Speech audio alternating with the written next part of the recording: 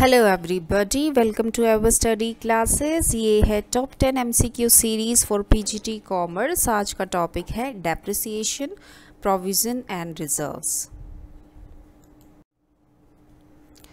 Before starting the questions, ये हैं आपके लिए एवर स्टडी के courses for PGT commerce, DSSB PGT commerce, UP PGT TGT commerce, HPSC PGT commerce.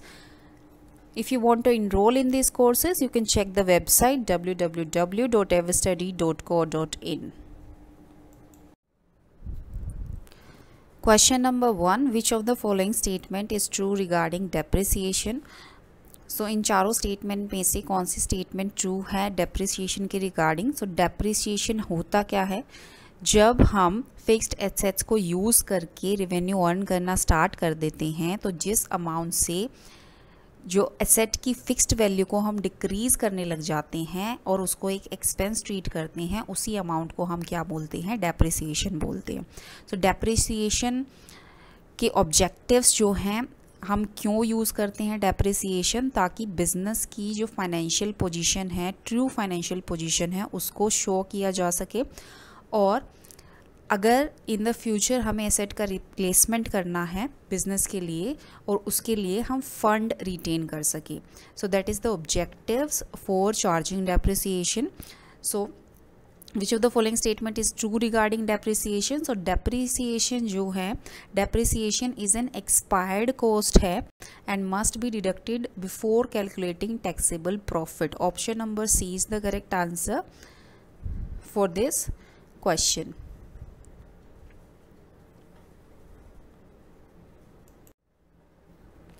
Question number 2. In the written down value method of depreciation, written down value method है जो depreciation का, उसमें क्या होता है? Option A, depreciation is calculated based on the original cost of the asset. Option B, the amount of depreciation decreases every year. Option C, depreciation amount remains the same each year. Depreciation is charged only in the first year. So जो option D है that is totally incorrect. सिर्फ first year में depreciation charge होता है, ऐसा नहीं है. Option C, depreciation amount remains the same each year, ये होता है लेकिन रिटर्न डाउन वैल्यू मेथड में नहीं होता, ये स्ट्रेट लाइन मेथड में होता है. Option B, the amount of depreciation decreases every year. Yes, written down value method में क्या होता है, जो आपका डेप्रिसिएशन का अमाउंट होता है वो घटता चला जाता है हर साल. तो option number B is the correct answer. Question number 3. Which of the following factors does not affect the amount of depreciation? इनमें से कौन से फैक्टर है, कौन सा फैक्टर है जो डेप्रिसिएशन के अमाउंट को अफेक्ट नहीं करेगा? So the historical cost of the asset, ये जो वैल्यू होगी आपकी वो अफेक्ट करेगी एसेट डेप्रिसिएशन के अमाउंट को. Option B, the estimated useful life of the asset, this will also affect the amount of depreciation. Option C, the residual value of the asset, this is also affect the amount of depreciation. Option D, the market demand for the asset, the market demand for the asset will not affect the amount of depreciation. So option number D is the correct answer. Question number 4. Which of the following best describes the term amortization? Amortisation को कौन सी जो option है, कौन सा option है best describe कर रहा है? कि जो आपके टू टर्म्स हैं, एक तो है depreciation. Depreciation is considered with the tangible assets, ठीक है. और जो अमोर्टाइजेशन है, अमोर्टाइजेशन आपका इंटेंजिबल एसेट्स, जब हम इंटेंजिबल एसेट्स की वैल्यू को डिक्रीज़ करना स्टार्ट कर देते हैं, उस प्रोसेस को हम बोलते हैं अमोर्टाइजेशन. जब हम टेंजिबल एसेट्स को एक फिक्स्ड अमाउंट से या किसी अमाउंट से उसकी वैल्यू को डिक्रीज़ करना स्टार्ट कर देते हैं, तो उसको हम एक्सपेंस कंसीडर करते हैं, उस टर्म को बोलते हैं डेप्रिसिएशन. ऐसे ही सेम थिंग अगर हम इनटेंजिबल एसेट्स के साथ करते हैं तो उसको बोलते हैं अमोर्टाइजेशन. इनटेंजिबल एसेट्स जैसे आपके हो जाएंगे पेटेंट्स, गुडविल, ट्रेडमार्क्स वगैरह, ठीक है. सो यहाँ पे ऑप्शन ए है depreciation charged on tangible fixed asset, तो ये अमोर्टाइजेशन को बेस्ट डिस्क्राइब नहीं कर रहा। Depreciation charge on natural resources, no. Option C writing off the cost of intangible assets over a period, yes. तो इनटेंजिबल एसेट्स की cost को write off करना over a period of time, that is called amortization. Question number 5. If a company changes its depreciation method from straight line to written down value, option A, the change is not allowed under any circumstances. अगर एक company straight line method से return down value method में change कर रही है तो क्या ये चेंज अलाउ होगा या नहीं होगा? So it is allowed, but organisation को या कंपनी को ये जस्टिफाई करना पड़ेगा और डिस्क्लोज करना पड़ेगा अपनी फाइनेंशियल स्टेटमेंट्स में, ठीक है, ताकि ट्रू फाइनेंशियल पोजीशंस यूजर्स को दिखाई जा सके। So option number C, the change must be justified and disclose in the financial statement. Option number C, ठीक है, ये इंश्योर करेगा कि जो फाइनेंशियल स्टेटमेंट्स हैं उसमें अगर डिस्क्लोज़ किया है कि हमने मेथड चेंज किया है, कंपनी ने मेथड चेंज किया है, तो यूज़र्स उसके बारे में अवेयर रहेंगे और क्या इम्पैक्ट हुआ है फाइनेंशियल रिपोर्टिंग में या फाइनेंशियल स्टेट में उस मेथड के चेंज करने से, तो वो भी यूज़र्स को पता लग जाएगा। Question number 6, depreciation is consider a non cash expense. Depreciation को नॉन कैश एक्सपेंस हम क्यों कंसिडर करते हैं? Because it requires actual cash outflow each year. No, it does not require actual cash outflow each year. Option B, it represents the allocation of the cost of an asset over its useful life. Yes, it represents the allocation of the cost of an asset over its useful life. Option B is the correct answer, क्योंकि depreciation एक non cash expense होता है तो इसमें actual cash outflow involve नहीं होता है।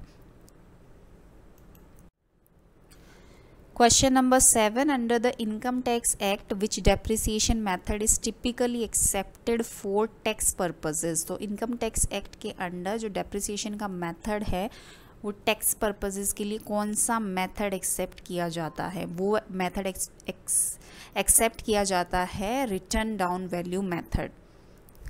तो option number B, return down value method जो generally accepted under the income tax act because it provides the higher depreciation in the early years में हायर डेप्रिसिएशन प्रोवाइड करता है which aligns with the principle of conservatism in accounting. Question number 8, provision differ from reserve in that how provisions differ from reserve. So provisions जो होते हैं वो आपके charge against profit होते हैं फॉर नॉन लाइबिलिटीज़। हमें लाइबिलिटीज़ का पता होता है या कॉन्टीजेंसीज का पता होता है कि इन द फ्यूचर ये लाइबिलिटी अगर हो सकती है, तो इसलिए हम प्रोविजंस बनाते हैं, जैसे कि प्रोविज़न फॉर बैड डेट्स के लिए हम प्रोविज़न बनाते हैं और ये जो होता है प्रॉफिट की कैलकुलेशन को अफेक्ट करता है, right. So provision are, option number C, provision are charged against profit for known liabilities. Explanation देख लेते हैं। Provisions are made to cover known liabilities और expenses and they are charged against profit reducing the profit figure. Profit को reduce कर देते हैं provisions, but जो reserves होते हैं वो प्रॉफिट का पार्ट होते हैं जो फ्यूचर यूज़ के लिए रिटेन कर लिए जाते हैं और प्रॉफिट कैलकुलेशन को अफेक्ट नहीं करते। Question number 9, the primary objective of creating a provision is to maximize profit. No. Option B, smooth out profit fluctuation. No. Meet known liabilities and contingencies. Yes. तो known liability and contingency को meet करने के लिए provisions को create किया जाता है। Option number C, ताकि financial position को और ज़्यादा accurate दिखाया जा सके। Question number 10, which of the following is true about the treatment of reserves in financial statements. So financial statements में रिजर्व को किस तरीके से ट्रीट किया जाता है, कहाँ उसको शो किया जाता है। So option number C, reserves are shown under shareholders equity in the balance sheet. So reserves जो होते हैं वो पार्ट ऑफ रिटेन अर्निंग होते हैं और ये शेयर होल्डर्स इक्विटी जो हेडिंग होती है बैलेंस शीट में उसके अंडर शो किया जाता है, जो ये रिप्रेजेंट करता है कि जो प्रॉफिट्स को रिटेन कर लिया गया है बिजनेस में फ्यूचर यूज़ के लिए।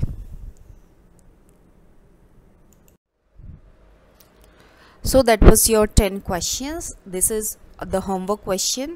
When a company revises the estimated useful life of an asset, this change should be accounted for. जब एक कंपनी एक एसेट की यूज़फुल लाइफ को रिवाइज करती है, एस्टिमेटेड यूज़फुल लाइफ को रिवाइज करती है, तो ये चीज़ क्या डिस्क्राइब करेगी। सो 4 ऑप्शंस है, 4 ऑप्शंस को ठीक से पढ़िए और आंसर मुझे कमेंट सेक्शन में बताइए। That's all for today. अपनी प्रिपरेशन को इन्हेंस करते रहिए, एवर स्टडी के साथ बने रहिए। Thank you so much.